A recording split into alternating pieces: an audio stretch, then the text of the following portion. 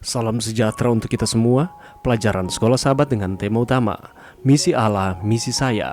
Pelajaran ke-6, Motivasi dan Persiapan untuk Misi. Senin, 6 November, sebuah fondasi nubuatan. Bacalah Lukas 24 ayat 36 sampai 49. Apakah yang terjadi di sini dan mengapa hal ini merupakan satu pengalaman yang penting bagi para rasul? Adalah menarik untuk melihat bahwa pada awalnya para murid itu tidak percaya karena takut. Kemudian, setelah melihat Yesus dan yakin bahwa Dia benar-benar hidup kembali, mereka justru tidak percaya karena kegembiraan yang mereka miliki. Pernahkah Anda merasakan ada sesuatu yang terlalu baik untuk menjadi kenyataan? Ini adalah pengalaman dari murid-murid dan orang-orang yang berada di ruangan atas pada waktu itu. Jika Yesus telah meninggalkan mereka hanya dengan pengalaman ini, bisa saja ketika Dia terangkat, iman mereka mungkin tidak akan bertahan. Berulang kali, kekuatan dari pengalaman bisa saja memudar, mereka bisa saja lupa, dan mungkin saja akan mulai mempertanyakan hal tersebut. Jadi, Yesus tidak berhenti dengan hanya menunjukkan bekas luka dan memakan ikan di hadapan mereka. Sebaliknya, Dia membawa pikiran mereka pada firman dan menunjukkan pada mereka fondasi nubuatan untuk pekerjaan dan pelayanannya. Itu berarti, tidak peduli berapa besar pengalaman yang mereka miliki dengannya, Yesus masih tetap menginginkan iman mereka berakar dalam firman Allah. Inilah perkataanku yang telah kukatakan kepadamu ketika aku masih bersama-sama dengan kamu, yakni bahwa harus digenapi semua yang ada tertulis tentang aku dalam kitab Taurat Musa dan kitab Nabi-Nabi dan kitab Mazmur. Lukas 24 ayat 44. Di sini juga kita menemukan sebuah motivasi yang kuat untuk bersaksi dan untuk misi, yaitu firman Allah. Yesus tahu bahwa untuk memperkuat pengalaman murid-murid ini, mereka harus mengerti mengapa Dia harus mati dan apa arti kebangkitannya. Cara pandang mereka perlu untuk dialihkan dari pemikiran tentang kerajaan dunia dan politik kepada solusi dosa yang besar dan kemenangan Kristus atas kematian. Injil adalah sesuatu yang jauh lebih besar dari pencapaian kekuasaan politik bagi Israel.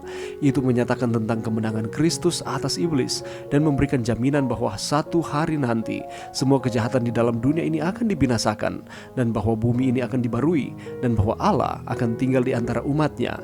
Dia membuka pikiran mereka sehingga mereka bisa memahami kebenaran yang nantinya akan mereka bagikan kepada dunia.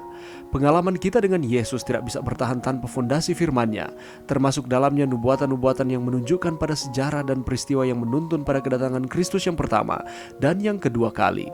Dengan kebenaran-kebenaran yang dimengerti secara jelas, kita bisa siap dan termotivasi bagi misi. Sejauh manakah Anda berakar dalam nubuatan yang menunjukkan kepada Kristus, baik pada kedatangannya yang pertama dan kedua?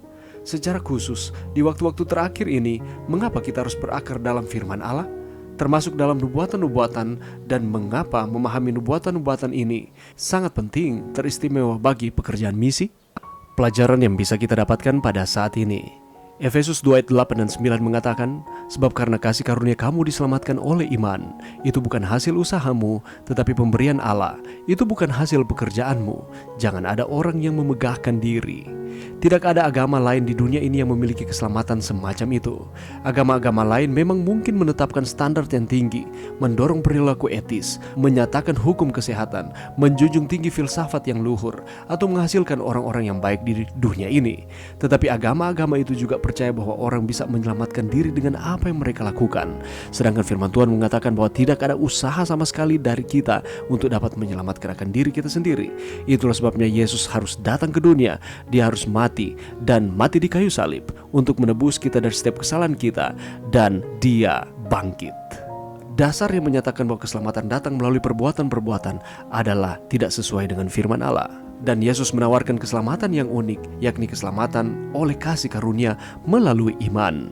Tawaran keselamatan mencakup semua orang di dunia ini. Kebenarannya adalah bahwa Tuhan ingin semua orang mendengarkan pekabaran keselamatan. Dan ini merupakan kabar baik bahwa Allah menawarkan keselamatan yang cuma-cuma, hanya berdasarkan pada Yesus itu sendiri. Di dalam amanat Yesus, Dia menjelaskan bahwa kita dapat mengambil bagian dalam membagikan kabar baik ini kepada orang lain.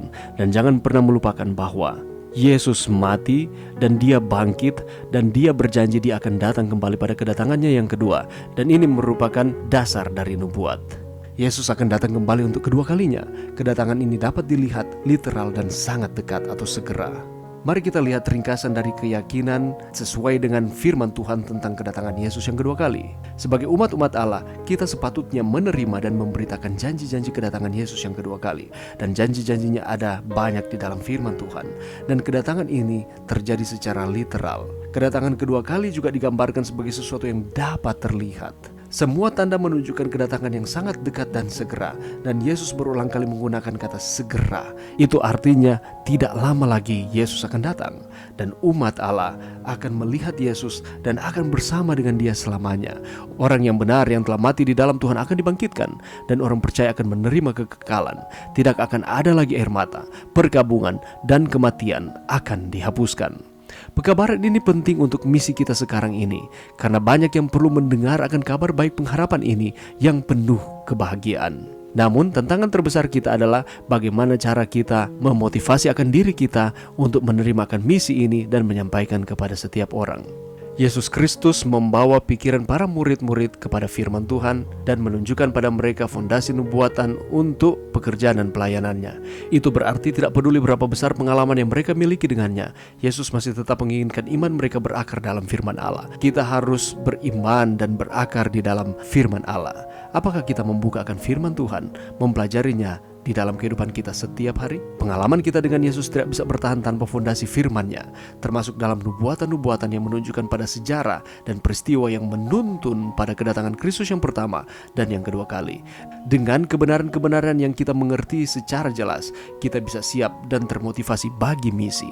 Yesus akan datang kembali. Kita harus sampaikan ini kepada setiap orang sesuai dengan karunia-karunia yang Tuhan percayakan bagi masing-masing kita. Mari berdoa. Terima kasih Tuhan atas firman-Mu pada saat ini. Bantu kami Tuhan untuk kami dapat rajin mempelajari akan firman-Mu. Karena di dalam firman berisi perkataan-perkataan Yesus, nubuatan-nubuatan yang akan terjadi. Teristimewa kami sedang menunggu kedatangan Tuhan yang kedua kali. Ini doa kami di dalam nama Yesus. Amin.